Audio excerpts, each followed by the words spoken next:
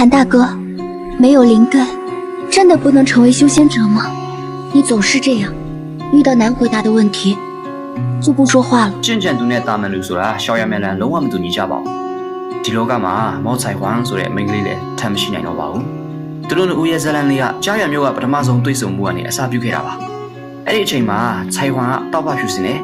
မိသားစုရဲ့ကျန်တာကြော်ရမှုပုံမှာမမတ်မောခဲ့ပဲနဲ့အမြဲတမ်းတိတ်ဆိတ်တီးခံတတ်တဲ့ကျင့်ကြံသူဖြစ်ဖို့သာအာရုံစိုက်နေတဲ့လူငယ်လေးဟန်လေးကိုမှသူမစိတ်ဝင်စားသွားခဲ့ပါတယ်။မိသားစုကအတင်းအကျပ်လက်ထပ်ပေးမဲ့အကျက်တဲ့အန်ဒီရဲ့ဂျုံနေချိန်မှာဟန်လေးကရှေ့ထွက်ပြီးတော့သူမကိုကယ်တင်ပေးခဲ့ပါတယ်။လူအပ်နေချိန်မှာကူညီပေးခဲ့တဲ့အဲ့ဒီနှွေးထွေးမှုကြောင့်ပဲကောင်းမလေးဟာသူ့အပေါ်လုံးလုံးလဲလဲကြာရှုံသွားခဲ့ရပါတယ်။လမ်းခွဲရမယ့်အချိန်ရောက်တော့ကျင့်ကြံသူလမ်းစဉ်ကိုမမျော်လင့်ပဲနဲ့သူ့ဘေးမှာပဲတက်တက်လုံးနေတော့ခွင့်ရဖို့ခြိုင်ခွန်ကတောင်းဆိုခဲ့ပါတယ်။ဒါပေမဲ့蔡环，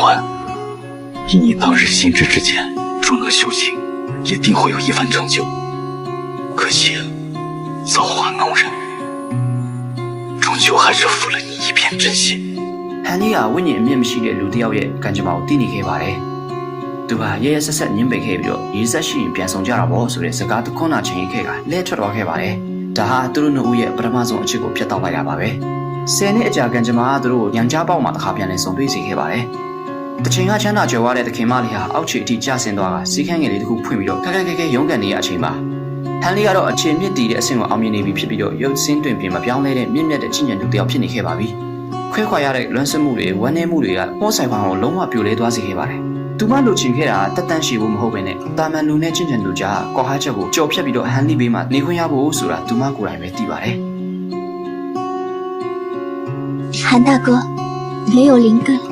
真的不能成为修仙者吗？ ။ဒါပေမဲ့ဟန်လေးဟာသူမကိုဂတိမပေးနိုင်ခဲ့ပါဘူး။ဝိညာဉ်အမြင့်မရှိတဲ့လူတစ်ယောက်တက်တာမန်လူနဲ့ချင့်ညံသူကြားကြီးမားတဲ့ကော်ဟာချက်ကိုသူမဖြစ်စီပေးနိုင်ခဲ့ပါဘူး။ရန်ချဘောက်ကကောင်းကင်တစ်ခုလုံးလွှမ်းခြုံနေတဲ့မီရှူမီပန်းတွေအောက်မှာခြိုင်ခွန်ကဘာဝမှဂူးမဆိုင်တော့ပဲဟန်လေးကိုတင်းကျပ်စွာဖတ်ထားခဲ့ပါတယ်။ဒါဟာသူမဘွားရဲ့တစ်ချိန်တည်းတော့ရင်းရင်းနဲ့ချီကပ်မှုပါပဲ။နောက်ဆုံးတွေ့ဆုံမှုကတော့မြို့တော်ကမိဘုံပွဲတော်လူအုပ်ကြီးထဲမှာပါ။လူအုပ်ထဲမှာအခြားတစ်ယောက်နဲ့ရှင်တွဲလမ်းလျှောက်လာတဲ့ဟန်လေးကိုမြင်လိုက်ရချိန်မှာသူမလုံးဝနားလည်သွားလိုက်တာ။သူတို့နှစ်ယောက်ဟာဘယ်တော့မှစုံမက်မရှိနိုင်တဲ့ဘဝလမ်းကြောင်းတစ်ခုဖြစ်နေတယ်ဆိုတော့ပါ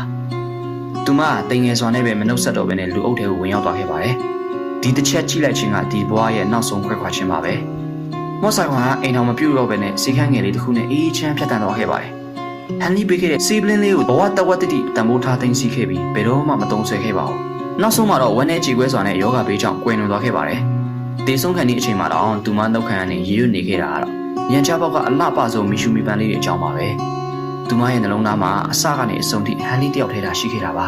။ထာဝရအသက်ရှင်ဖို့ခက်ခက်ခဲခဲချင့်ကြံနေတဲ့ဟန်လီကတော့တာမန်လောကကိုပြန်ကြည့်လိုက်တိုင်းမျက်ရည်ဝဲနေတဲ့မျက်လုံးလေးတွေနဲ့ချင့်ကြံသူဖြစ်လာနိုင်လားလို့မေးခဲ့တဲ့ကောင်းမလေးကိုအမြဲတမ်းတတိယနေတတ်ပါတယ်။လူတိုင်းကဟန်လီရဲ့ထာဝရအသက်ရှင်မှုနဲ့ပြိုင်ဘက်ကင်းတဲ့စွမ်းအောင်အားကြကြပေမဲ့ချင့်ကြံခြင်းလမ်းစဉ်အတွက်အဖြူစင်ဆုံးအချက်တစ်ခုကိုကိုယ်တိုင်ဖျက်တောက်ခဲ့ရတယ်ဆိုတာတော့ဘယ်သူမှမသိကြပါဘူး။ဒီလောကမှာဝမ်းနည်းရဆုံးကတော့တာမန်လူနဲ့ချင့်ကြံသူကြားကွာဟချက်ကြောင့်တေဆုံးသွားတဲ့အချိန်ထိပြန်မဆုံနိုင်တော့တာပါပဲ။